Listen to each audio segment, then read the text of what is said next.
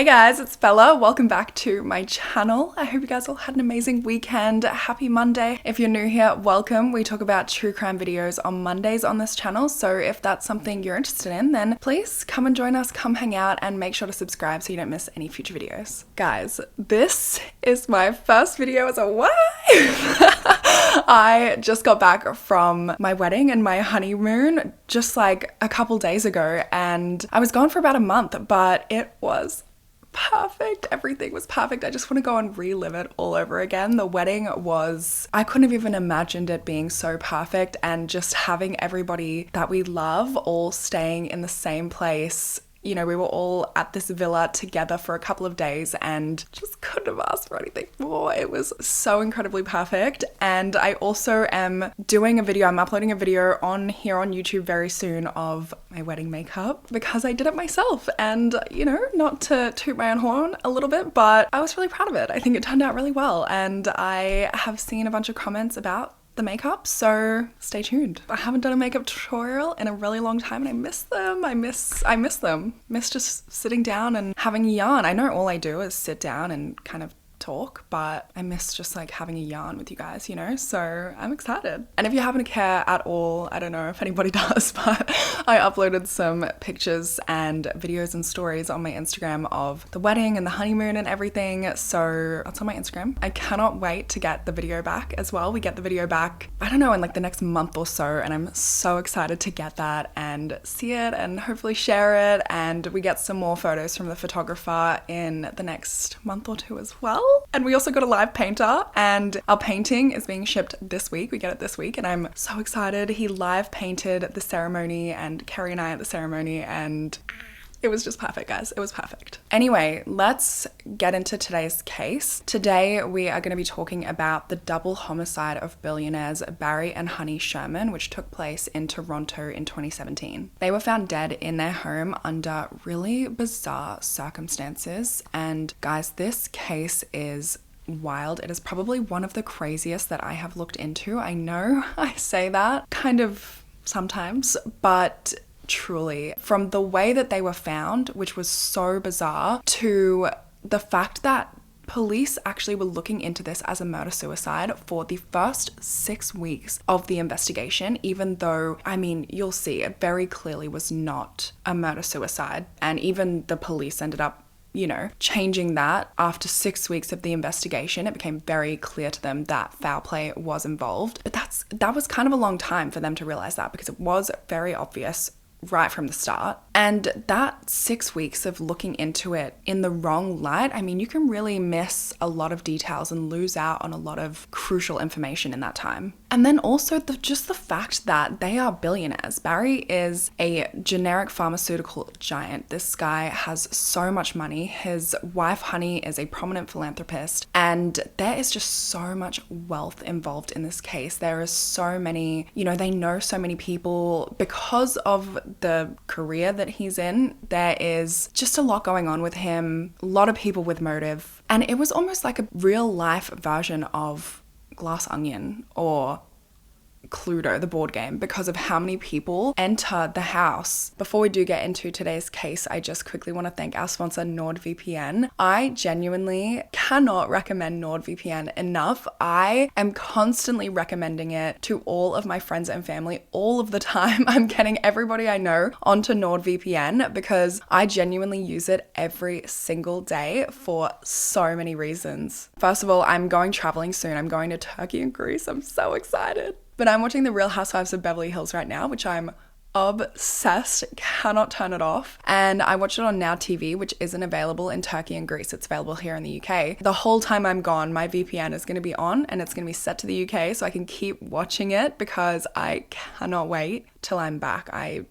need to know what's going on. There's so much drama. Also, sneaky little side note, but very important if you like to read like me, books are cheaper on Kindle Australia than Kindle UK. And also there's so many good things that NordVPN is doing behind the scenes that you don't even have to think about. You never have to worry about public Wi-Fi. You never have to be worrying about phishing emails or scams or malware or fake shops or anything like that, because NordVPN protects you from all of that kind of stuff. So make sure you guys check them out. They also have a 30-day money-back guarantee. And if you go to nordvpn.com/Bellafiore, you can get a huge discount on a 2-year plan plus an extra 4 months free. So I will leave all of the information for that in the description box down below for you to check out. And let's go ahead and get into today's case. So on Wednesday, the 13th of December 2017, Barry and Honey's day began with their personal trainer, Denise Gold, coming to their house on Old Colony Road. She ran Barry through his exercises. Their session finished at around 9:30 a.m. and then she started with Honey and their session went for around 2 hours. After Barry was done with his session, he got ready to go to work. He founded a generic pharmaceutical company named Apotex. So he left the house at around 10 a.m. that morning to go to the Apotex office, and he drove there in his rundown convertible Ford Mustang GT. So despite being worth 5 billion Canadian dollars, they were actually known to be quite frugal. They were known to be sort of penny pinchers, I guess, for the amount of money that they had. So they would drive their cars into the ground. They shopped at thrift stores. They flew economy. Barry would rock up to meetings in frayed shirts. There was one time on his birthday, Honey bought him a sports car and he grumbled in front of all of their guests. This was his 50th birthday party. He grumbled in front of all of his guests that she should return it, that it was too much money.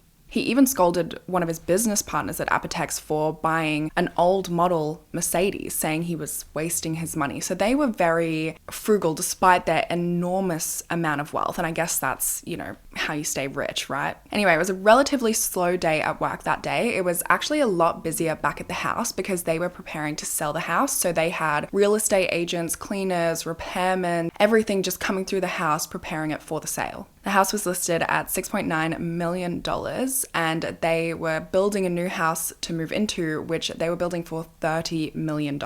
So at 5 p.m., Honey goes into the Apotex office as well because she and Barry have a meeting there with their architect. And this was a huge deal for them because, like I said, while they were generous with their money, they gave tens of millions of dollars to charities. They were very generous with their friends and their family in particular. They didn't really splash out on themselves a lot. So Honey had finally sort of convinced Barry to spend some of their money that they had earned on themselves, on building this very extremely luxurious, expensive house for themselves. I mean, saying that, their current house was $6.9 million. It was 12,000 square feet. It was a mansion. It was humongous. It was very lavish. But I guess when you're worth $5 billion, it's a drop in the bucket, I suppose. But it was obviously very, very lavish. Their meeting with the architect finished at 6:15 p.m. Barry said goodbye to everybody, but he opted to stay in the office, which is something that he was known to do. He stayed in the office very late. He was somewhat of a workaholic. Honey, on the other hand, she left. She stopped at Bayview Village Shopping Centre on her way home to get some presents, some Hanukkah presents for her grandchildren. And she also stopped at a CIBC branch to withdraw some money from an ATM, probably arriving home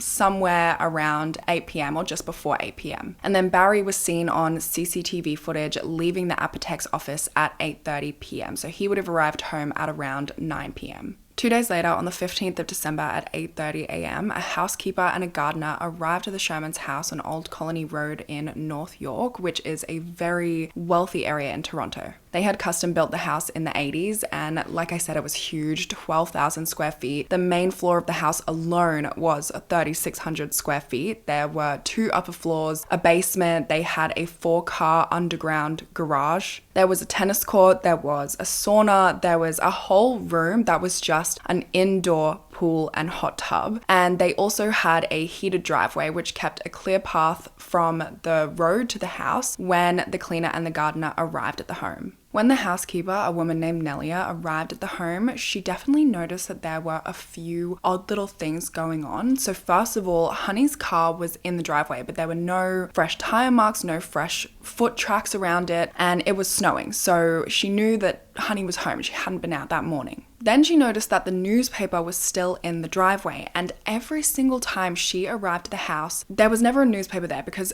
Barry would always, in the mornings, go out, get the newspaper, bring it inside, and he would deactivate the alarm system for when Nellie arrived at the house. So she's thinking they must just have slept in randomly this one morning, but then she enters the house and the alarm system has already been deactivated. Also, normally before Nellie arrived, Honey would start her day, she would go into the kitchen and she would have a cup of tea. But there was no sign of Honey or Barry anywhere in the house. As she moved around from room to room to clean up the house, there was no sign of either of them until she heard a phone ringing, and she followed the sound of this phone ringing, and it was in this powder room on the main floor of the home, which Honey never used, but Honey's phone was in there. That's what the sound of the phone was. It was Honey's iPhone. So all of it was pretty strange, right? There were all of these weird little things. It wasn't anything crazy enough to call anyone or call the police or anything, of course. It's just like these small little things, but it's definitely making her feel like something kind of weird is going on, or she's got this uneasy feeling. But she goes about her job, she cleans the house as she normally would, and then at around 10 a.m., a real estate agent named Elise Stern arrives at the property to meet another real estate agent and his 2 clients there to show them around as prospective buyers. The Shermans actually didn't know about this viewing. Elise had been trying to get in contact with them, trying to call them, trying to email them, but she was getting no response from them. So she just decided to go ahead and set it up anyway. She met the clients at the home and she let herself into the house with a key that they left in the lockbox, and she started showing her clients around the house. Eventually, she gets to the basement and she gets down to the indoor pool room, and she opens the door, she turns the light onto the room, and she sees that Honey and Barry are in the pool room and that something is off, like something really, really strange is going on. She actually described it as thinking they were doing some sort of weird yoga thing. Her clients also saw the scene as well, and they described it as thinking it was some bizarre leftover Halloween display or like it was some sick prank. So Elise immediately, she gets them out of there. She apologizes profusely and says, maybe we should cut this short. You guys should go. And if you ever want to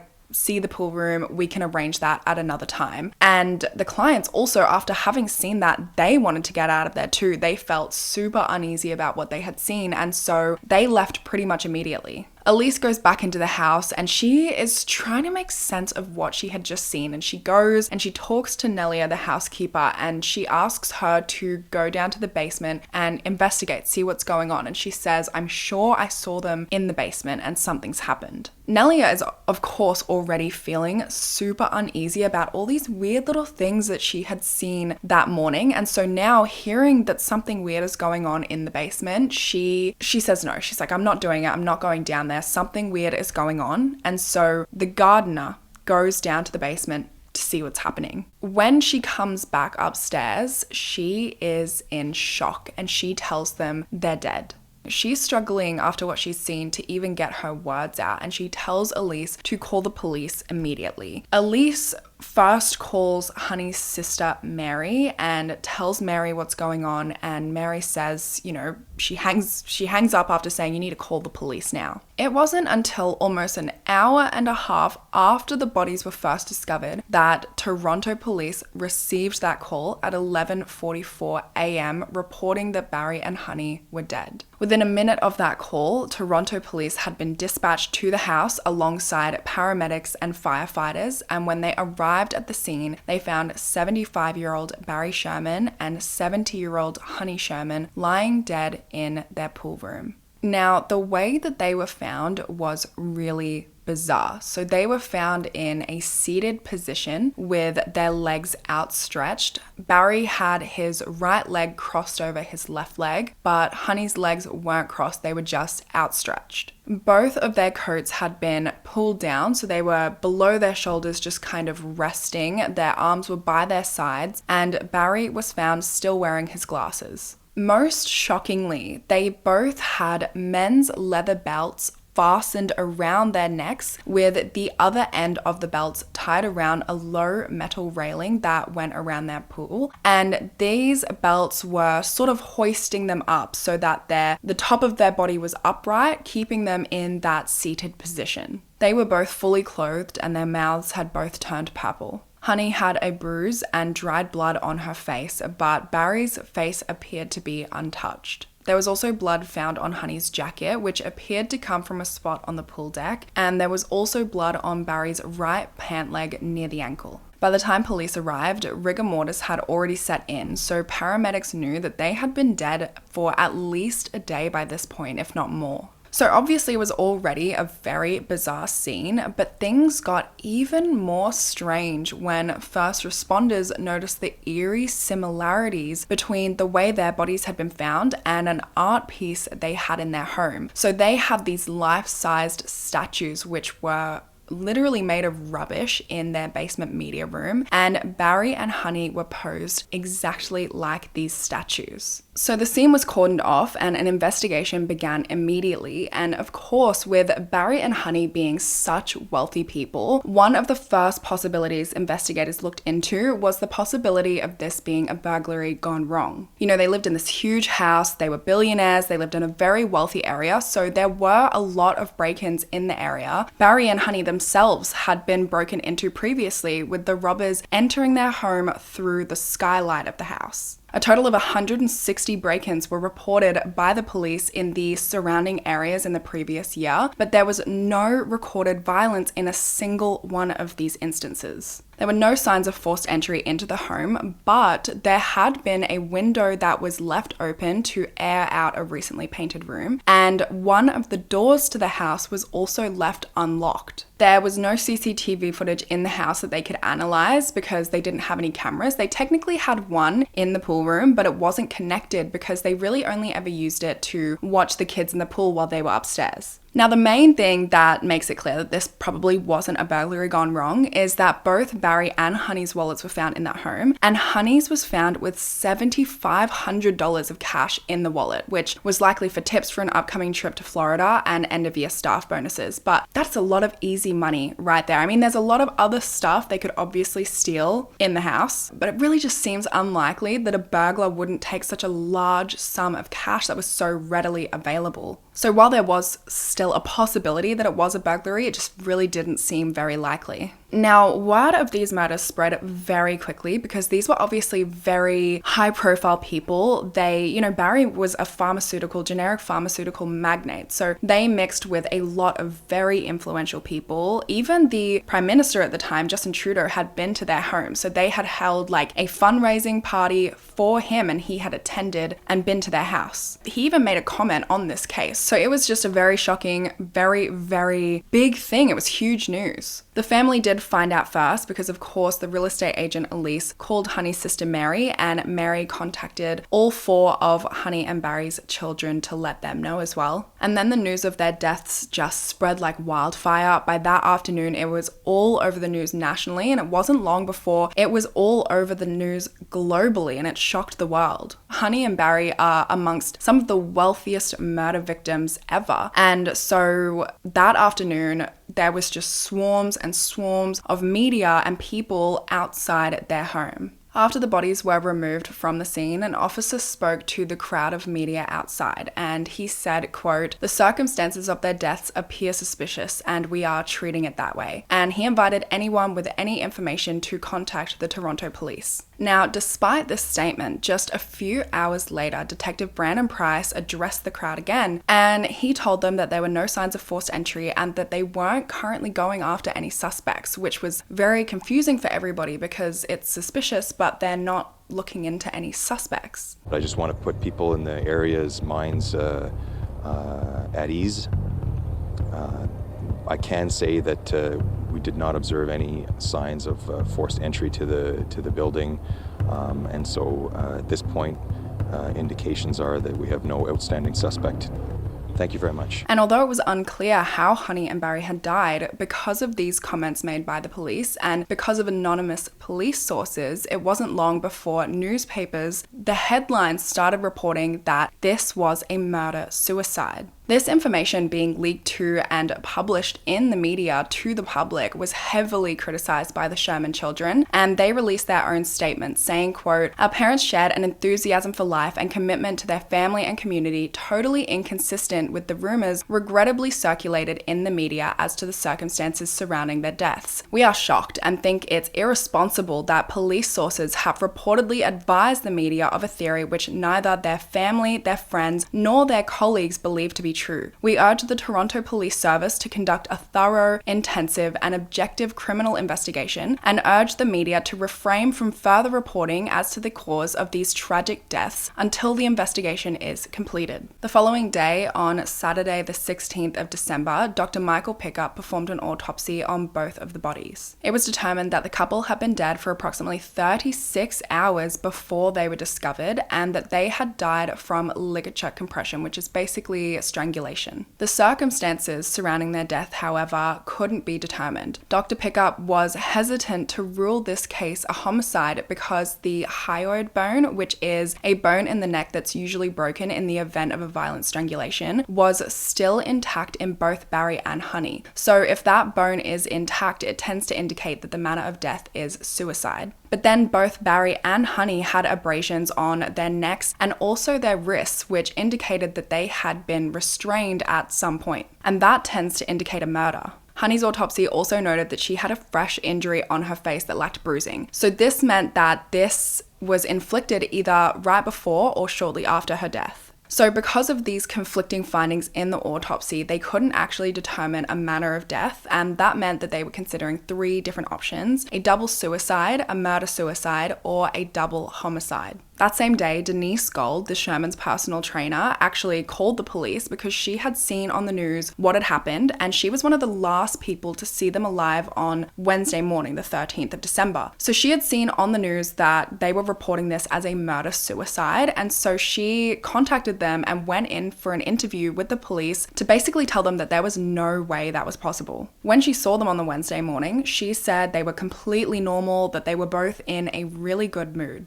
Also, despite the fact that she was one of the last people to see them alive, they didn't take fingerprints, they didn't take DNA, they didn't take anything from her. And in fact, they didn't take any sort of DNA swab or fingerprints from anybody until 8 or 9 months after the murders took place. To be honest, there has been a lot of criticism on how this investigation was handled. There's been a lot of suggestions of incompetency in this investigation, but a lot of the investigation has actually been hidden from the public. A lot of the investigation is sealed. It's only because of journalists like crime journalist Kevin Donovan, who has a really amazing podcast that really deep dives into this case. You should check it out. It's called The Billionaire Murders. But because of journalists like him really pushing for it, that's really the only reason any of the information of this investigation has been released. The lead detective in the case was Sergeant Susan Gomes, and I find this crazy, but she never actually went to the scene of the crime until after the bodies had been removed, which is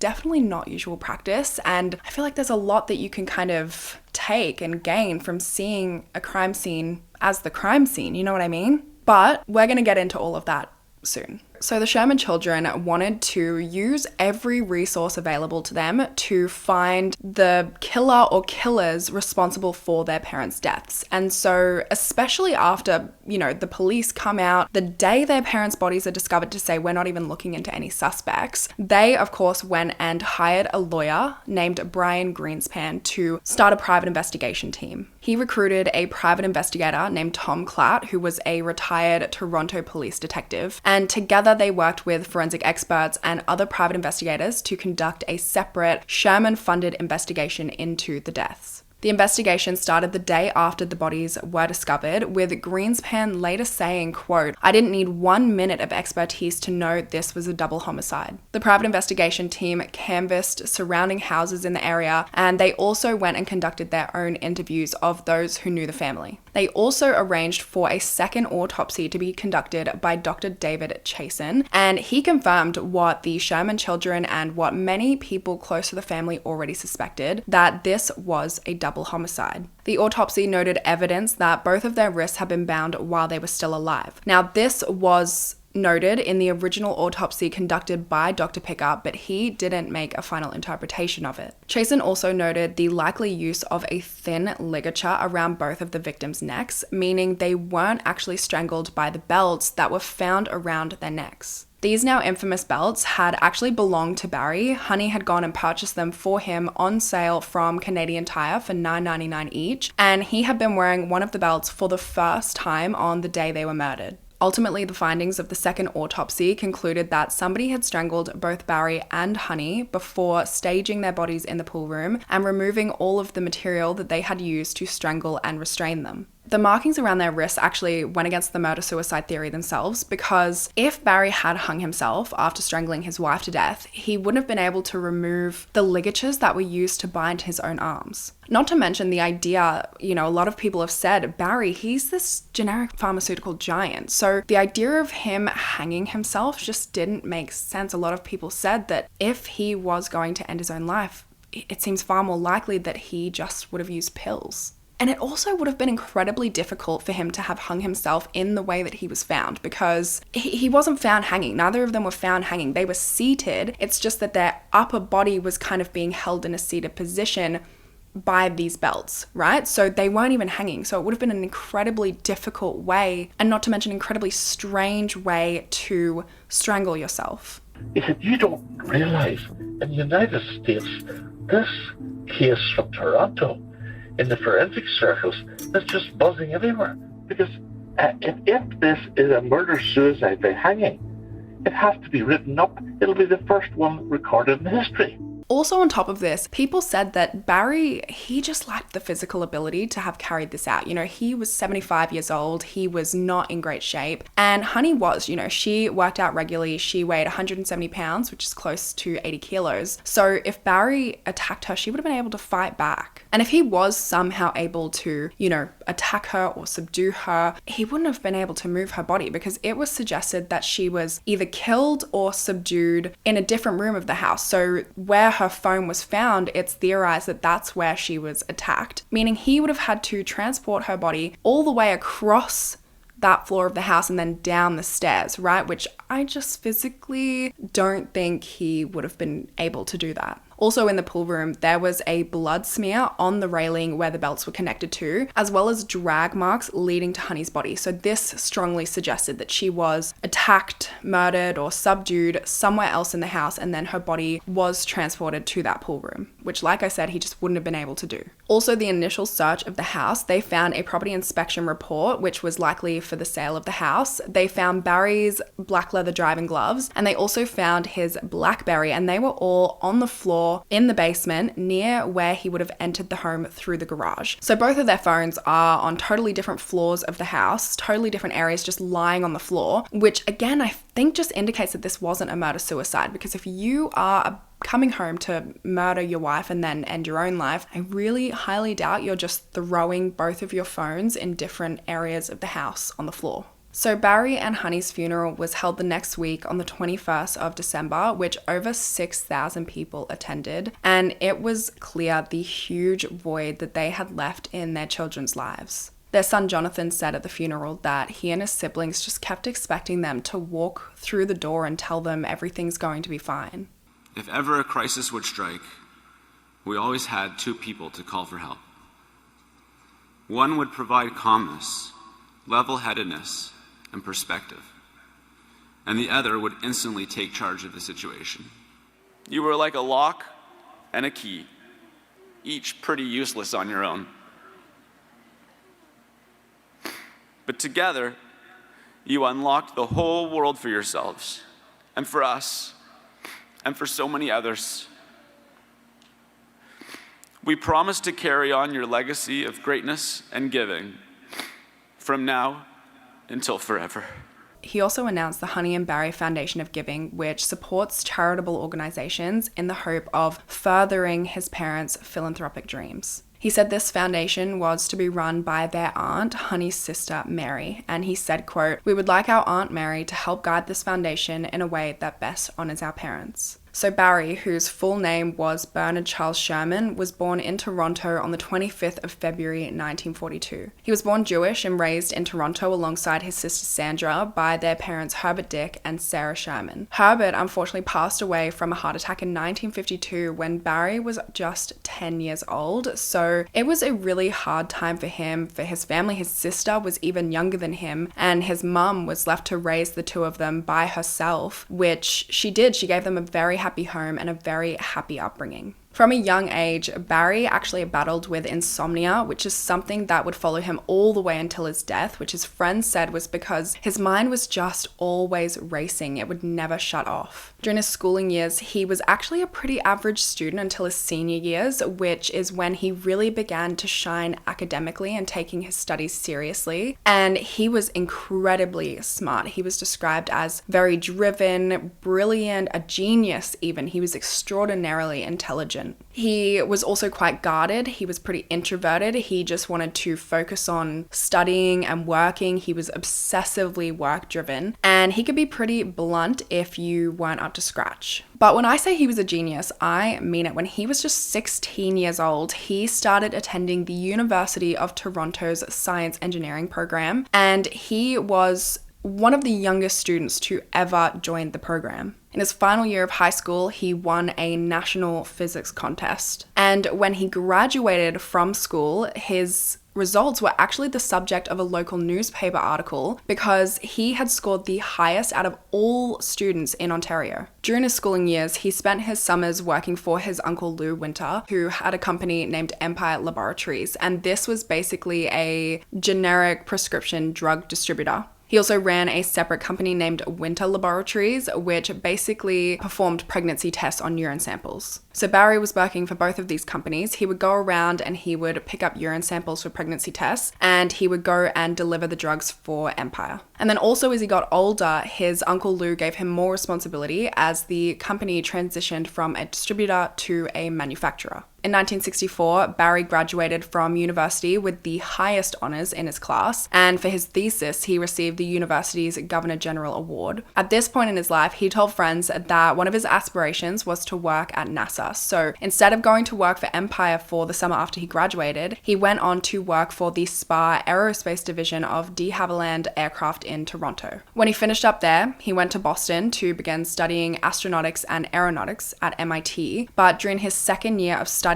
there, he received a call that his uncle Lou had passed away very suddenly after an aneurysm. Lou's wife Beverly had been battling leukemia as well, and she was terminally ill at the time of his death and passed away just 3 weeks later. And they had 4 children together. They had 4 sons, 7-year-old Tim, 5-year-old Jeffrey, 4-year-old Kerry, and 3-year-old Dana. So it was a really, really hard time to not only lose both of their parents in such a short amount of time, but also to be orphaned at such a young age. After the deaths of his aunt and uncle, Barry actually attempted to buy all of his uncle's assets, including Empire Laboratories, writing that he was, quote, anxious to protect the value of the said assets for the benefit of the children of Lou and Beverly Winter. However, this was actually rejected. And so he returned to his studies at MIT and graduated with a PhD in astrophysics. He was said to have, or he did have, a perfect 5.0 GPA for the entire time he was studying at MIT. He then returned to Toronto and once again tried to buy his late uncle's company with the help of his friend and business partner, Joe Ulster. The two of them managed to scrounge together $250,000. I don't know how you can scrounge together such a large amount of money, but they had help from their parents, and with this, they were able to put forward an offer to purchase a majority stake in the company for $450,000, assuming the extra $200,000 was to be paid back over time.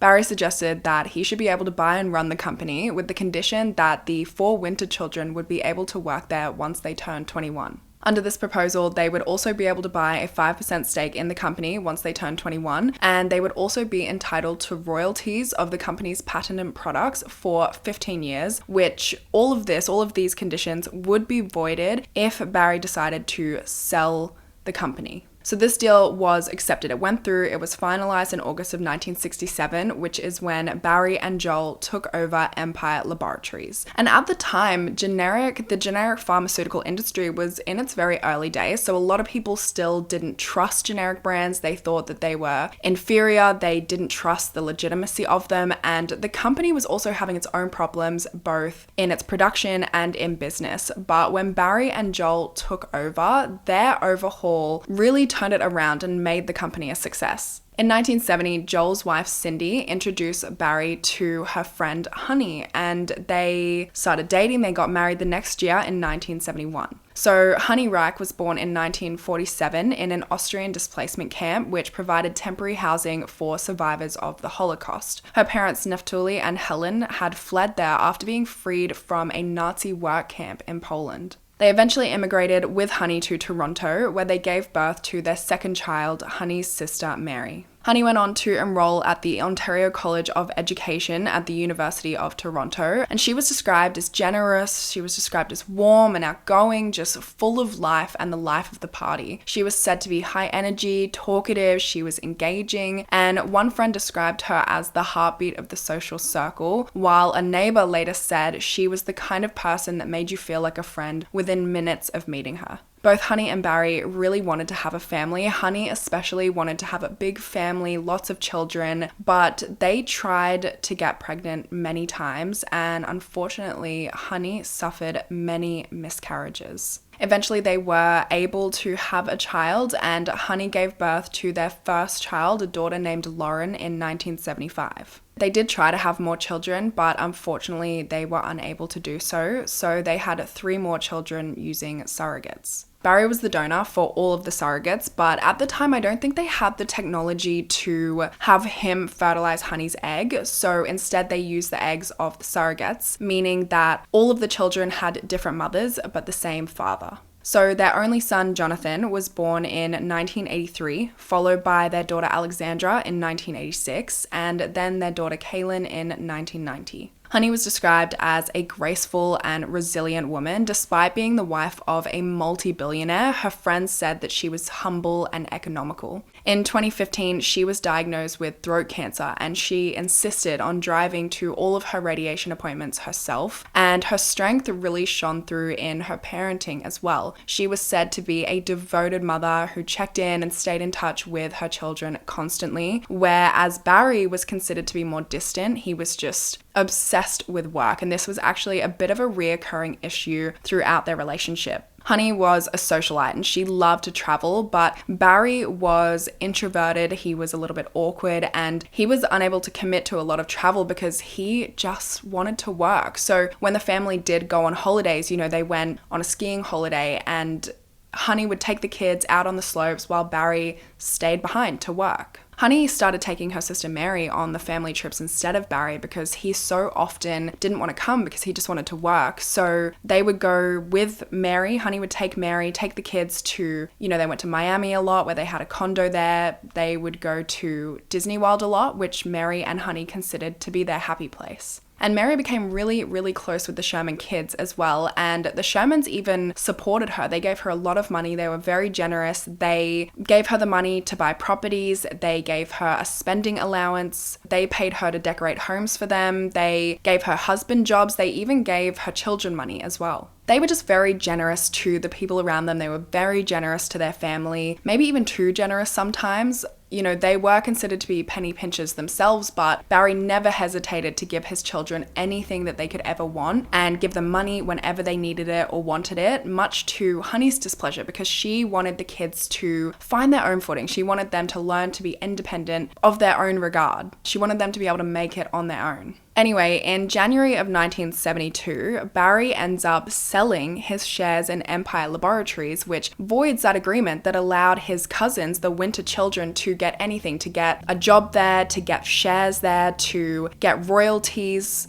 from their patented products. He basically just shafted his orphan cousins. And then in 1974, he used the proceeds from that sale, as well as his experience that he now had in the industry, to found his own generic pharmaceutical company named Apotex. In 1987, Apotex became the #1 producer of generic pharmaceuticals in Canada. Barry, like I said, he was a workaholic and he maintained tight control of the company. He refused to take it public or sell it to competitors. And at the time of his death, they employed over 11,000 staff globally. They exported drugs to over 115 countries, and they recently reported an annual revenue exceeding 3.9 billion Canadian dollars. So their business practice was basically to manufacture a generic version of a brand name drug as quickly, cheaply, and legally as possible before the patent for the brand name drug had expired. So when a company creates a drug, they have a patent on it, meaning they're the only ones allowed to create that drug. But Barry basically took advantage of Canadian laws to find ways around that. So basically,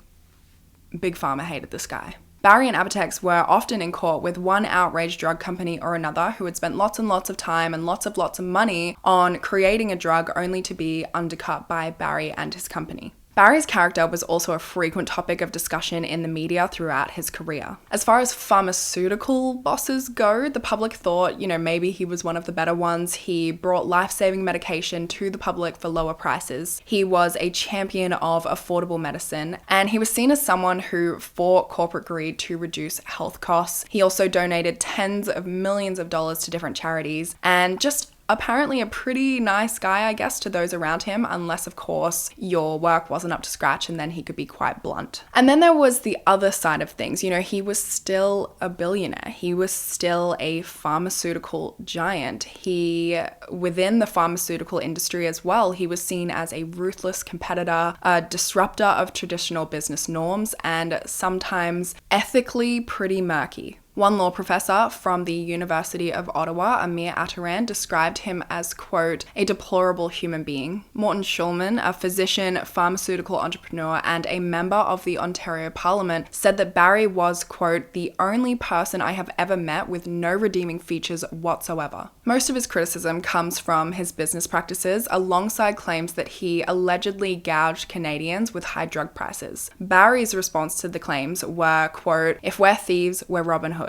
Then on top of that, he actually made the bulk of his fortune by suing people. So he had a strong reputation as being litigious, even described as being the most litigious man in all of Canada. He had filed as many as 1,200 cases against the Canadian government and had sued many, many other people as well. Some sources claim that he had been fighting up to 100 legal battles at a time, mostly challenging drug patents. One of his close friends and business associates, Frank D'Angelo, actually described him by saying, quote, you hit Barry Sherman with a fly swatter, he's coming after you with a fucking sledgehammer. Despite the backlash that he had received in his 50-year career, in the weeks before his murder, he actually found out that he was going to be appointed to the Order of Canada, which is a national honor system recognizing outstanding achievement, dedication to the community, and service to the nation. While he was alive, he actually described the target that drug name companies had put on his back, saying, quote, they hate us. They have private investigators on us all the time trying to investigate. The thought once came to my mind, why didn't they just hire someone to knock me off? And in the wake of his and Honey's murders, it was definitely a thought that crossed people's mind. Had a brand name drug company had enough, and had they hired someone to have him killed? Was Honey just collateral damage of this? Fearing that this was a targeted attack, security was bolstered for the Sherman children and their families, as well as some of the top-level people at Apotex. On the 19th of January 2018, the Toronto Star's Kevin Donovan released an article which revealed that the Sherman's private investigation team had concluded that Honey and Barry had in fact been murdered. The following week, the Toronto police also announced that Honey and Barry were in fact the victims of a targeted double homicide. They said in the weeks since the deaths, they had executed 41 search warrants, they had seized Barry's computer from Apotex, forensically examined the Sherman home, seized 150 bulk or packaged items from the house and their condo in Florida, taken 250 witness statements, received over 1,255 tips from the public, extensively canvassed the neighborhood, and collected about 2,000 hours of CCTV, yet still nobody has ever been arrested. arrested. Police have said there were some people who refused to speak to them, and there was also a small number of witnesses who they were unable to locate who may have even left the country. Later that year, in October, a press conference was held where Brian Greenspan announced a $10 million reward for any information that led to the killer or killers. Now, as I said, the investigation into this case has been heavily criticized both in the media and by those that knew Honey and Barry. First of all, the fact that DNA samples and fingerprints really seemed to be an afterthought for them, so they didn't even start collecting any samples of DNA or fingerprints until 8 or 9 months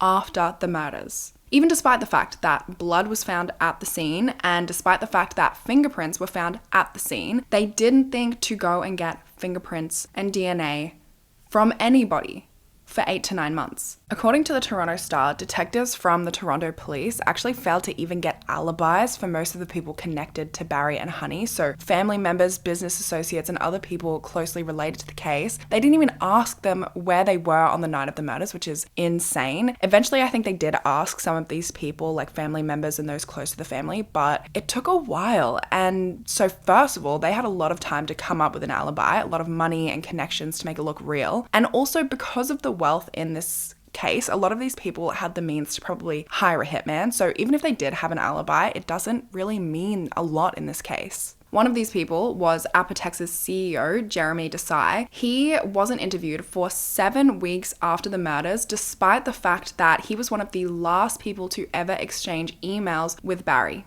just hours before his murder. He sent Jeremy an email at 8:13 p.m. before he was seen leaving Apotex's office on CCTV at 8:30 p.m. And yet they didn't even think to interview him for 7 weeks. Barry's cousin, Kerry Winter, also wasn't interviewed until almost 2 months after the deaths. And what's crazy about this is the fact that his siblings were involved in a $1 billion court battle with Barry, which was dismissed just months before the Shermans were killed. And this lawsuit was a result of the fact that Barry had obviously shafted him and all of his siblings when he sold his shares in their father's company, leaving them with nothing. So to not even interview him for 2 months is crazy. And there's more. There is a bunch of other people as well that they didn't interview for a really long time, despite them being potential suspects, people who were very close to the case, people who were very close to the Shermans, people who had motive for the murder. Sources also claimed that CCTV footage that they obtained from Apotex's offices wasn't even viewed until over a month after they collected the footage. Detectives allegedly came back to the Apotex office when they realized that they couldn't actually play the footage without the Apotex security system. It took them almost 3 days to collect CCTV footage from the neighbors that lived directly across from the Shermans, who arguably had the best view of the Shermans' house. So their security footage captured a dark 4-door car driving west on Old Colony Road at 9:11 a.m. on the 14th of December. So this was the morning after they were killed, the morning before their bodies were discovered. This car pulls up in front of the Sherman house. It pulls up on the curb. A man gets out of the car and then he walks from the car to the front door of the Sherman's house. And he walks back and forth between the car and the front door of their house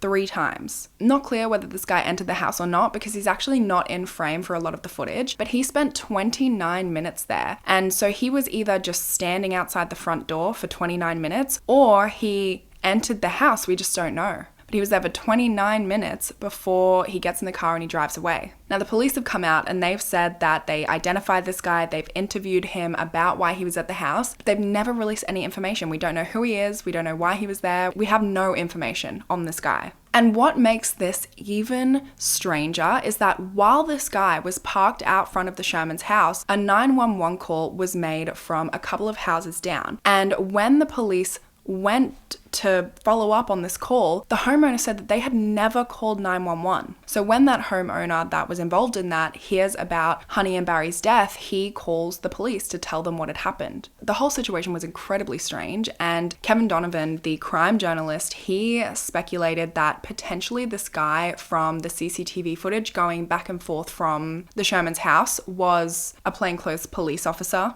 There's also speculation that the 911 calls actually came from Honey or Barry's phone. Police did analyze their phone records, but the findings have never been made public. And again, still nobody knows who this guy is from this CCTV footage. It's never been made public. Out of all of the CCTV footage they've gathered, they've been able to identify pretty much everybody, rule them out as suspects, and figure out what they were doing and why they were in that footage, with one exception. There was footage captured from a nearby house on the evening of the murders showing someone who was commonly referred to as the walking man. So this footage was made public in 2021 and it shows a guy walking by that police have never been able to identify, and although they don't know his identity, they refer to him as a suspect. Detectives said in warrant paperwork that their, quote, investigative theory is that the individual is involved in the murders. Now, the main criticism of this investigation is obviously the fact that they looked into this as a murder-suicide for the first 6 weeks of the investigation, despite the fact that it very obviously was not a murder-suicide. There was no suicide note. The scene was very obviously staged. And also just the fact that Barry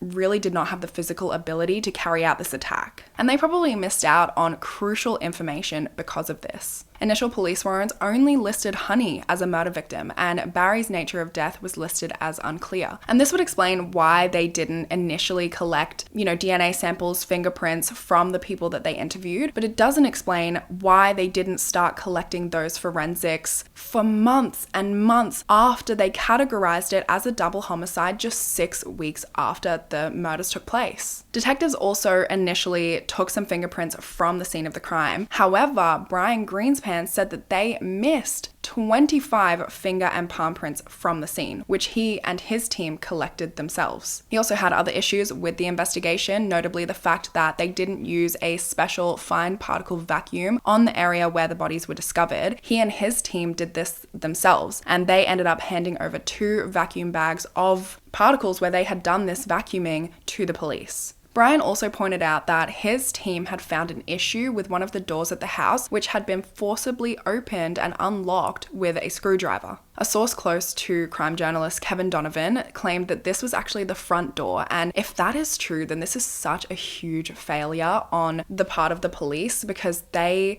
claimed that there was no signs of forced entry. Police also didn't check any transit or airport records from the night of the murders, and they didn't release the CCTV footage of the walking man for 4 years. And they claim this guy is a suspect, and yet they didn't release the footage of him for 4 years. Here's what Brian Greenspan had to say about the investigation just over a year after Honey and Barry were murdered. The police failed to properly examine and assess the crime scene where Barry and Honey Sherman were located in the basement of the pool.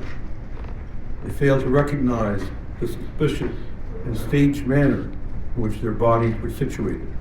Police are required by law to maintain a certain professional standard in their approach to investigation. But in this case, at this stage of the investigation, the manner in which the Toronto Police Service conducted itself fell well below that standard of how a reasonable officer in similar circumstances should have acted.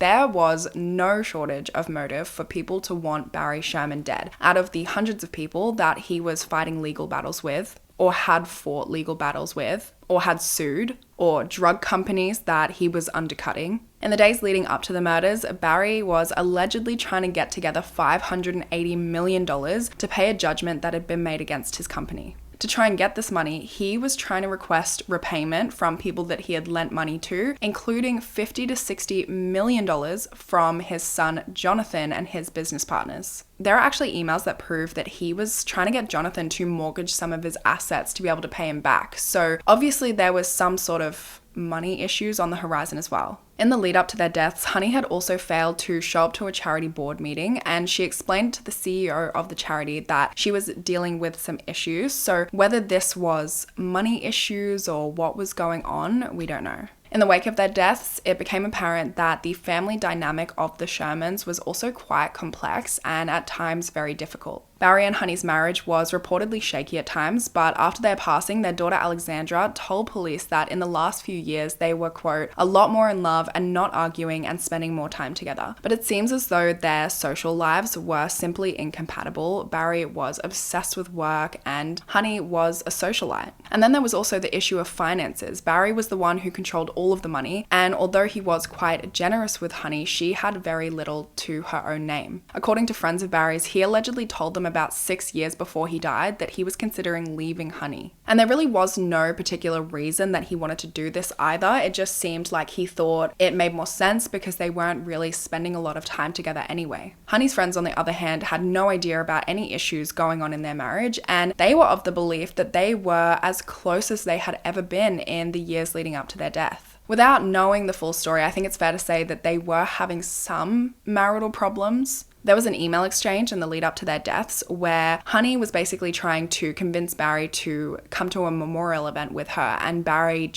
he didn't want to do it. So he writes to Honey and he says, quote, "You have been abusive to me for over 40 years. Whenever I've asked you to stop, the response has been, you stop. You are also persistently abusive to the kids, which you remain unable to see, and you remain insensitive to how you deal with them." To which Honey responded, quote, "Okay, I hear you." Sources suggest that Barry and Honey's relationship with their children was also volatile. After their deaths, a relative allegedly told the police that the couple, quote, "had some frustrations with their children because of their lack of work ethic, because the children were raised and exposed to a lot of money." When the children were younger, it was Honey who really dealt with most of their upbringing, but then as they got older, they started to call Barry more because he was in charge of the finances. So whenever they needed money, they would call him, and he pretty much just always gave them money when they asked. Jonathan said in an interview that his mum was actually quite strict, and he said that she would yell at him and she would pull his ear, and that initially when he came out as gay, she was disapproving, but eventually she became more understanding. Their daughter Lauren allegedly told one of Honey's close friends that her mother's controlling behavior amounted to psychological abuse. It's also alleged that their daughter Kaylin said that Honey often told her, "You're too fat, you need to lose weight." Friends of Honey's also recall her referring to her children as the Nazis, which is particularly upsetting when you think about the fact that her parents are Holocaust survivors. Barry's relationship with the children was a little bit better, but he was at work 6 days a week, and even when he was at home, he was working. Jonathan said that, his dad really didn't come along to a lot of his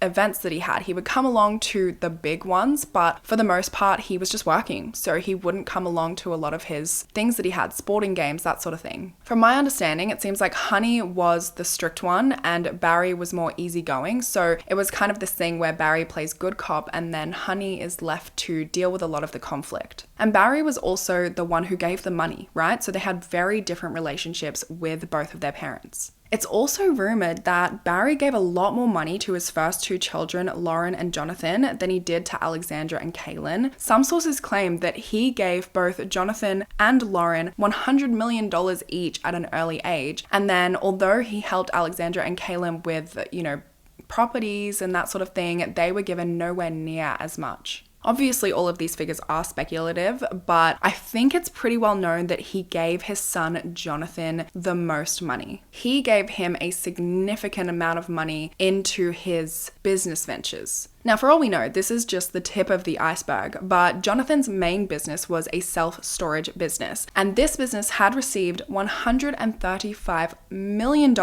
in loans from a company funded by his father.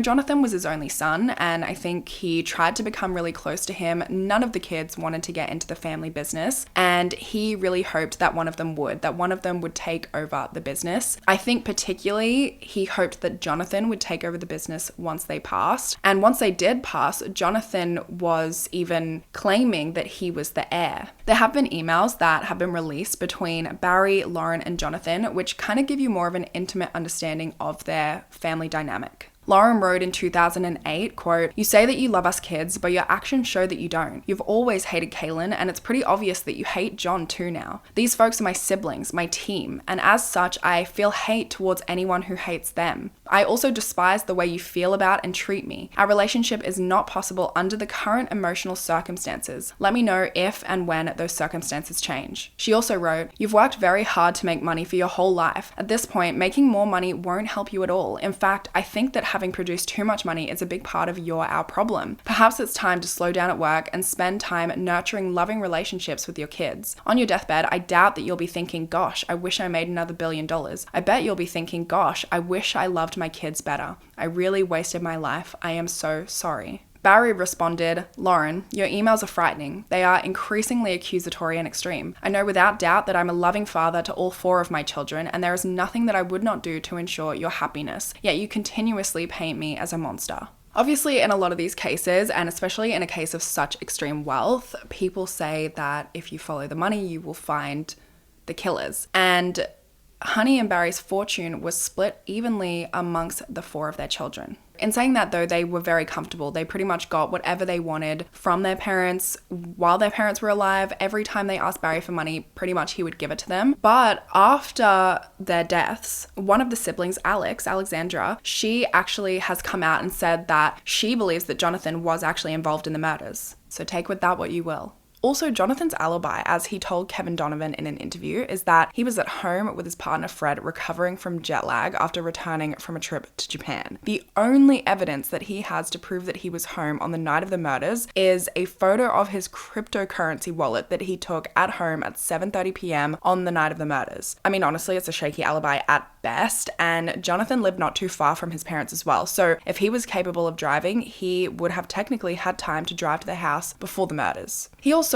had the means to hire a hitman, so he didn't even have to go and do it himself, but if he did, it would explain why there was no signs of forced entry into the home. At the time of their deaths, Honey actually didn't have a will, although it is rumored that she told some close friends she was in the process of drafting one. She didn't have one when they died, which is so crazy to me that somebody with access to so much money didn't have a will. I honestly wonder how many billionaires there are out there that just might not have a will. Probably not many, I would say. Barry did have a will, of course, which said that if anything happened to him, Honey would get everything, and if something happened to both of them, then it would be split evenly amongst their 4 children with set payouts over time. And while he was incredibly wealthy, a lot of his money was illiquid, so a lot of it was tied up in Apotex and other investments. Now, what is strange about Barry's will is that a lot of his close friends recall him saying that a large portion of his wealth was going to be going to charities, but there was no mention of this in his will. In the lead up to his death, he allegedly also told Honey that he was going to give her a large financial gift, which was like somewhere between $100 million and $500 million.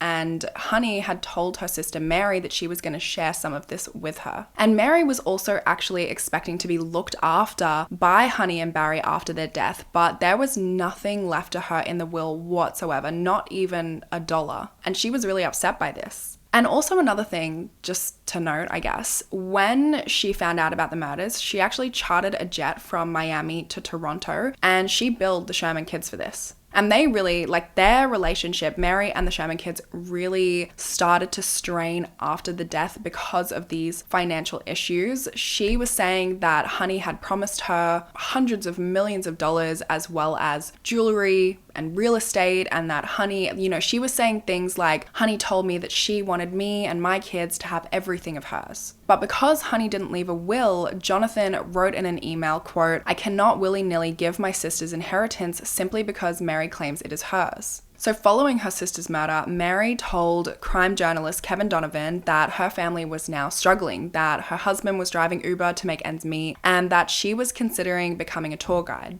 It honestly does sound like a really sad situation, and money it can really pull families apart, especially in the event of death, whether there's a small amount of money or a huge amount of money like this. I can just imagine it makes things even more volatile between family members. The Shermans, they don't talk to Mary anymore. Jonathan and Alexandra don't talk anymore. Mary and her sister were really close when Honey was still alive, and she was, of course, devastated by the murders. While they were still alive, she even scolded her own son for taking advantage of the Shermans, and in the lead up to their death, she sent an email to her son Noah, basically getting annoyed at him for taking advantage of them, and she said, quote, everyone in the house shares the feeling that you would throw us under the bus for the chance to get to the Shermans and their money. And this email was sent just a few months before the murders. Honestly, it all just sounds like a very messy situation. And speaking of family, I also briefly mentioned a legal battle between Kerry Winter and Barry Sherman. To clarify, this was a long-standing feud between Barry and all of the Winter children who sued him and Apotex for $1 billion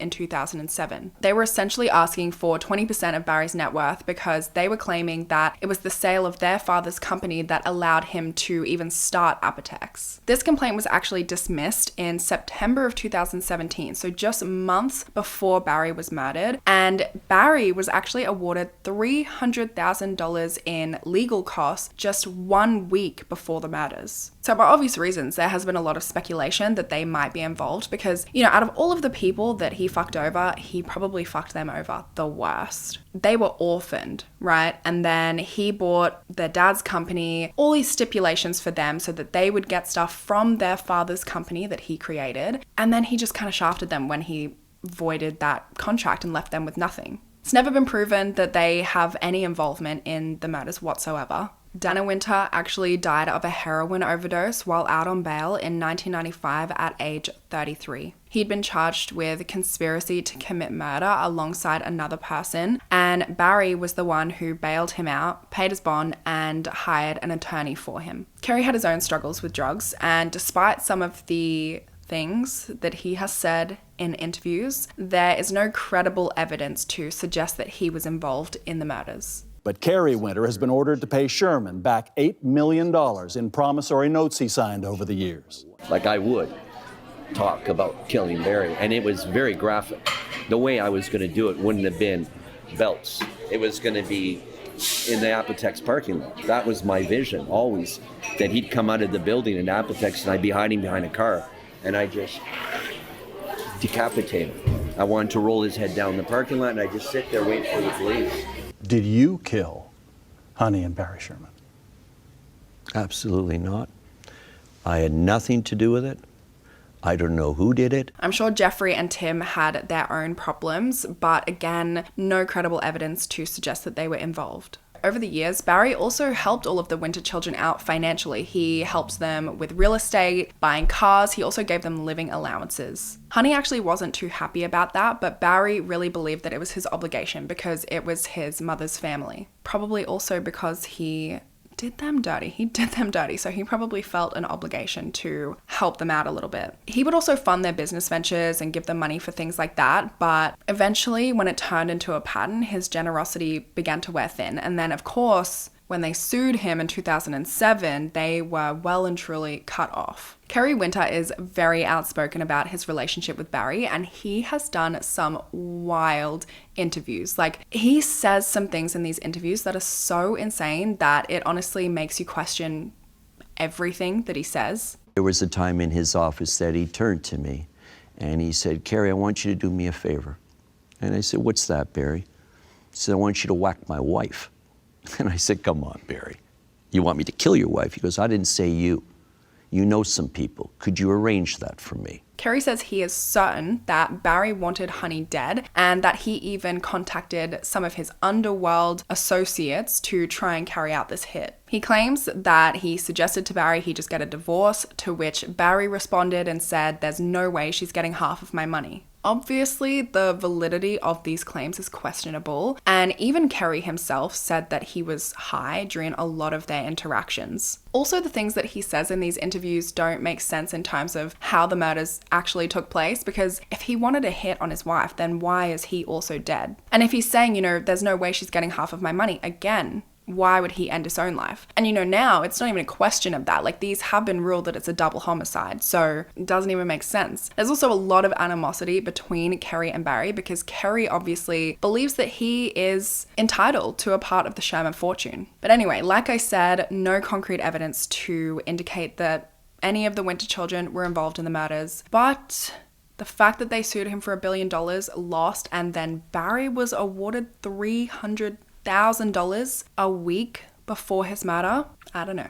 In the weeks following the tragedy, when, the family was suggesting names of possible suspects, one name that kept coming up was Frank D'Angelo. Now, he was another one of these people that the police didn't interview right away. It took them a very long time to interview him, despite the fact that he was beefing. He was beefing with Jonathan and in turn sort of beefing with Barry. So he had received a lot of financial backing from Barry to support his business ventures and films that he directed, reportedly receiving over 100 million Canadian dollars, including interest. So like I said, he had also been involved in some drama, which involved Barry's son, Jonathan, and Jonathan basically wanted Barry to cut Frank off because he thought that Frank was taking advantage of Barry and his money and wasting his money. Barry had been giving Frank close to $1 million a month for years, and Frank, he was an entrepreneur, he was a filmmaker, so Barry was investing money into his endeavors, but he really wasn't getting anything back. And also Frank was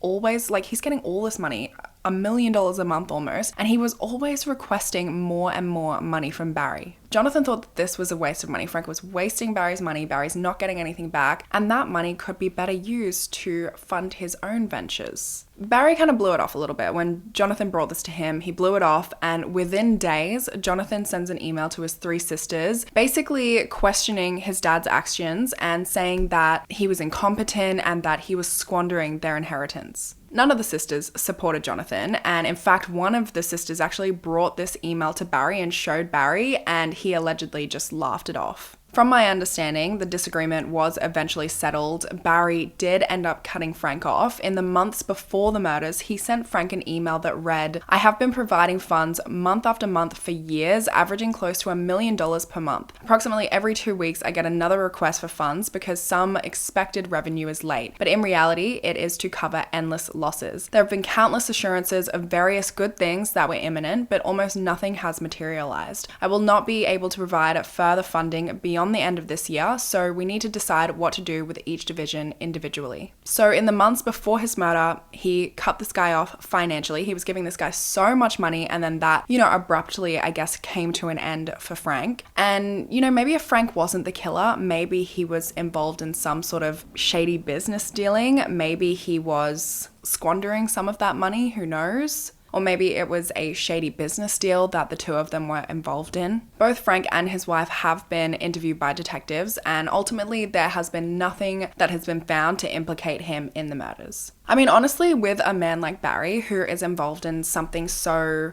volatile, I guess, something that pisses so many people off, there are so many people with motive to murder him. Kevin Donovan wrote in his book that his sources, including people in the Sherman family, said that in the fall of 2018, Jonathan started kind of pointing the finger at an Apotex executive named Jack Kay, saying that he believed that he had something to do with the murder. There were also allegedly, people that Barry had come in contact with over the years that were involved in some shady stuff. They were scammers, they were involved in dodgy tax schemes, those sort of things. Barry was a risk taker, and so for every successful endeavor he did have, there was one that didn't work out. And so it's no surprise that he did come in contact with fraudsters, but it begs the question if maybe he came in contact with the wrong one, or if maybe he went after the wrong person in one of his lawsuits. A rival drug company named Teva has actually been connected to the crime by people online that think they may be involved in some way, and this speculation stems from a lawsuit that involved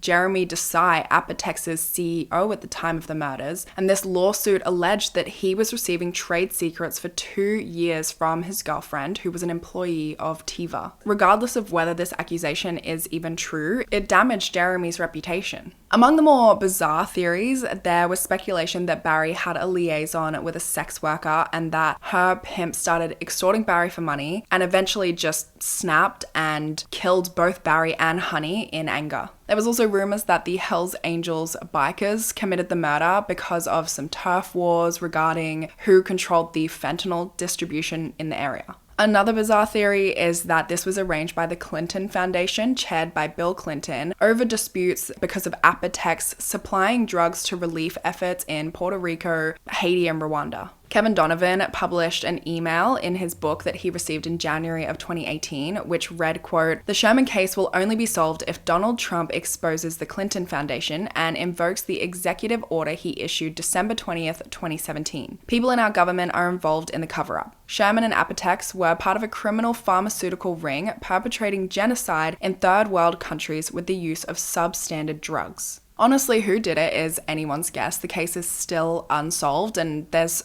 just probably hundreds of people with motive. In my opinion, the evidence suggests that they were killed by somebody who knew them, or at least knew their routine. There were just so many things that made that Wednesday night the perfect night to carry out this crime. It was a night that neither of them had any plans. Nobody was scheduled to come by the house the following day. Jack Kay was out of town. Honey's sister Mary was also out of town. Coincidentally, the meeting that Honey and Barry had at the Apotex office with their architect on the 13th of December, the day that they were murdered, was actually meant to be at their house, but for some reason, nobody can recall, it was changed to take place at the Apotex offices. So while they were out at this meeting, nobody was home. So it gave the killer or the killers ample time to position themselves inside the house or near the house and just, I guess, get ready. There was also ample time after the murders took place for them to clean up and get away. Whether they crossed state borders, whether they went internationally, they had so much time to do that because they were killed on the night of the 13th and no one was due to come to the house until the morning of the 15th.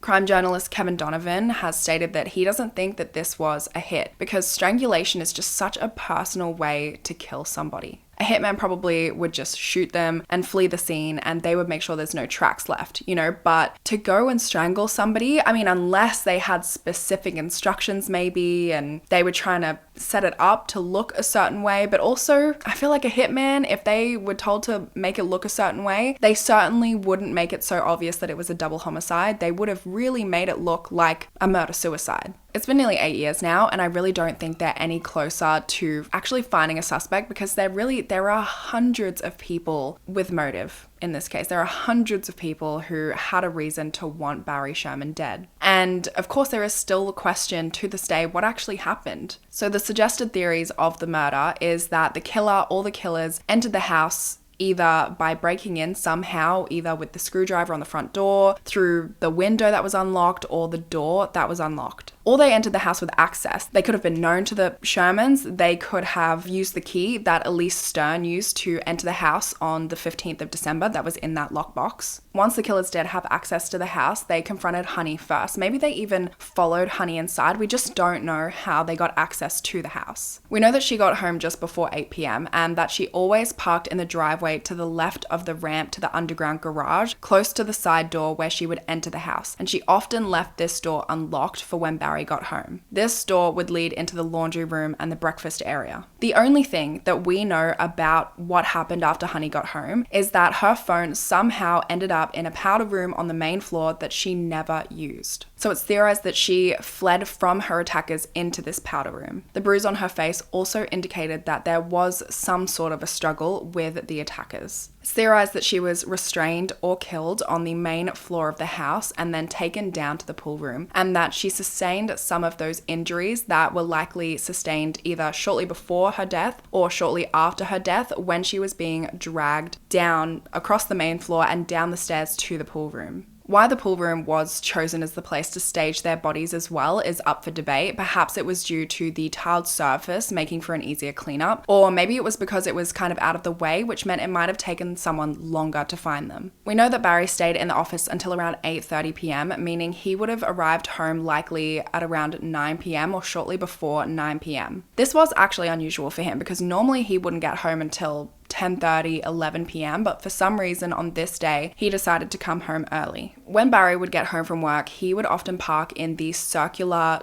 driveway near the front door of the house, and then he would enter home through the side door that Honey leaves unlocked. However, on this day, his car was parked in the basement parking garage. Some of his belongings were found lying on the floor near the hallway, near the internal door from the garage into the home, which suggests that Barry was ambushed as he exited the garage. Honey may very well have been alive at this point and tied up and positioned in front of that door that Barry comes through, sort of as bait for him to find when he arrived. The door at the house that was left unlocked was a door that led into the underground parking garage. It was a door that was rarely used, and it's possible that this is the door that the killers used to access the home. It's likely that after Barry was ambushed, he was taken down to the pool room while he was still alive, and this is where he was murdered. What exactly happened is completely unknown. Nobody knows, except for the killers, what happened. Were Barry and Honey extorted for money before they were killed, or was this simply a crime of passion? And also the way in which their bodies were staged. I mean, why did they do that? Did they do that to stage it as a murder-suicide? Or was it just some twisted idea that they came up with? Why was it so similar to the artwork that they had in their house? Was it just done simply to confuse people? Because that is what it's done. It's very confusing the way that their bodies were staged. It was also impossible to determine exactly when they died because of the humidity of the pool room, but it's estimated that they died shortly after 9 p.m. on Wednesday the 13th of December. They were both wearing the clothes that they had been wearing to their Apotex meeting that day when they were found, and their beds were completely untouched as well. So clearly they never made it to bed that night, and they were murdered on that Wednesday night. It's very likely that there were at least 2 people involved in this murder, and investigators have even theorized that the belts fastened around their neck were done so by 2 separate people, one person who was right-handed and one person who was left-handed.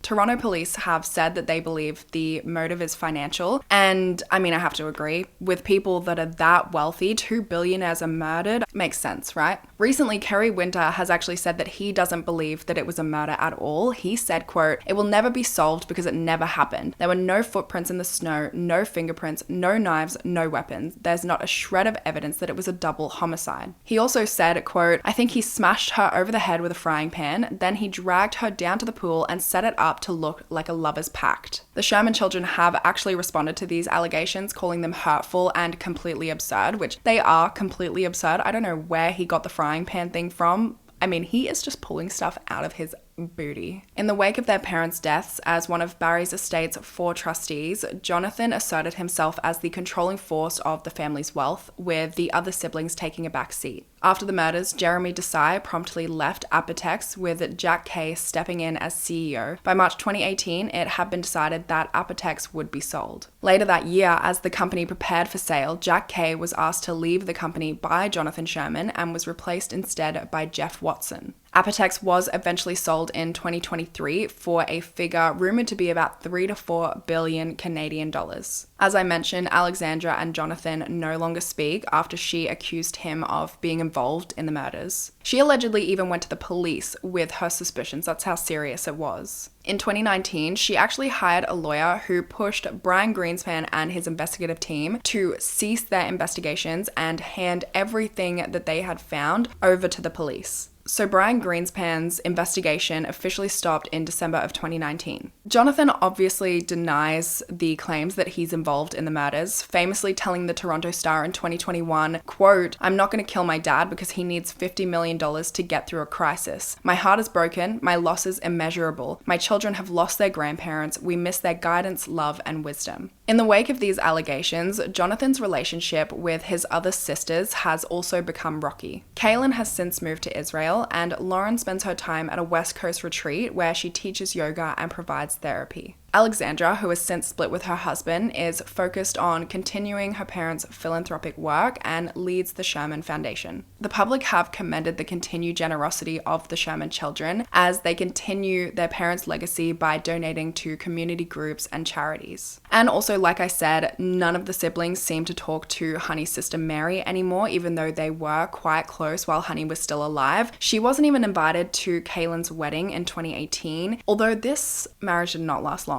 They separated 3 months after the wedding and then divorced in 2019. Jonathan Sherman has since gone on to have 2 children with his husband Fred. He announced in late 2022 that he was adding an additional 25 million Canadian dollars to the reward for any tip that leads to the arrest of the killer, making the total reward value 35 million Canadian dollars. According to the Toronto police, several people have been implicated, but, quote, there is no evidence to elevate any of the aforementioned parties to the status of a suspect. There are still bits and pieces coming out about this case, even as recently as this year. As it stands, there is still one remaining detective working on this case. Normally, after 5 years, a case in Toronto would be passed on to the cold case squad, but that's not the case yet for Honey and Barry's case. Barry and Honey's deaths also had a really huge impact on the Jewish community in Toronto and beyond, because they donated to a lot of Jewish charities. You know, with Honey's mum being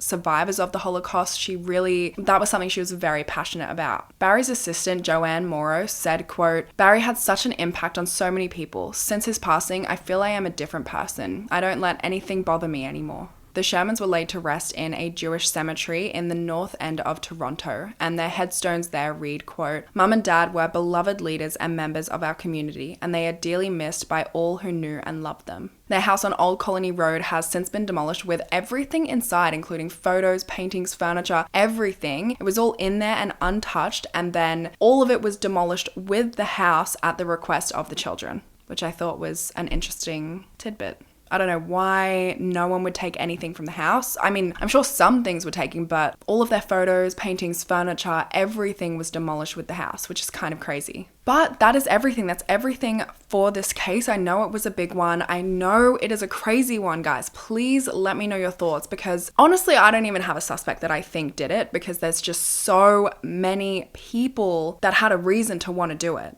Not a reason, but had a motive. I would love to hear your thoughts on this one, because it is insane. It is insane. I really hope that eventually there is answers, and if anything comes out and as things keep coming out, I'll definitely keep you guys updated. But that's everything. That's all for this case. That's all from me today, guys. I hope you enjoy the rest of your day. I hope you enjoy the rest of your week, and hopefully I will see you in my next video. Bye, guys.